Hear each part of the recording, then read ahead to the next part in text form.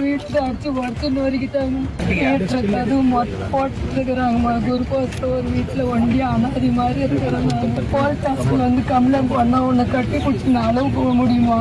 Homeless கேட்டு வர சோறு போடுவாங்க, துணி கொடுப்பாங்க, போன்றாங்கம்மா. வீட்டுல போய் உட்காரு பாப்பா யார் வரான்ட்டு ரிமாண்ட் பண்ணி விடலைன்னா, அவங்க போலன்னா உள்ள போலன்னா நான் வந்து டிஎஸ்பி ஆபீஸ்ல வந்து உட்காந்துருவேன் சாயங்காலம் 6 மணிக்கு. 2ல எது பெட்டர்னு முடிவு பிடிக்கும். 2 நாளா வீட்டுக்கே போல மேடம், நீங்க தான் சரியான ஆக்ஷன் எடுக்கணும் என்று மாவட்ட ஆட்சியரிடம் மனவேதனையில் கண்ணீர் விட்டு கதறிய மூதாட்டியின் கோரிக்கையை கேட்டு மனமுடைந்து போன மாவட்ட கலெக்டர் சம்பவ இடத்திலேயே அதிகாரிகளுக்கு போட்ட அதிரடியான உத்தரவு. வேலூர் மாவட்டம் குடியாத்தம் அடுத்த விநாயகபுரம் பகுதியில 12.92 கோடி மதிப்பீட்டில் கட்டப்பட்ட தரைமட்ட நீர்த்தேக்கு தொட்டி கட்டி முடிக்கப்பட்டு இன்னைக்கு தமிழ்நாடு முதலமைச்சர் காணொலி காட்சி மூலமா திறந்து வச்சாரு.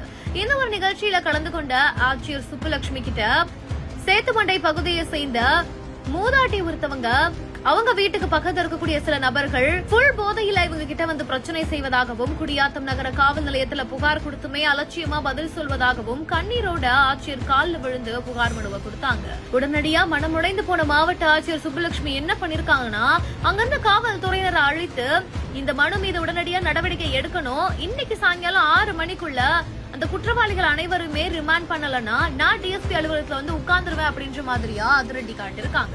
இது குறித்தான வீடியோ காட்சிகள் இணையதளங்கள்ல வெளியாகி வைரல் ஆகிட்டு வருது.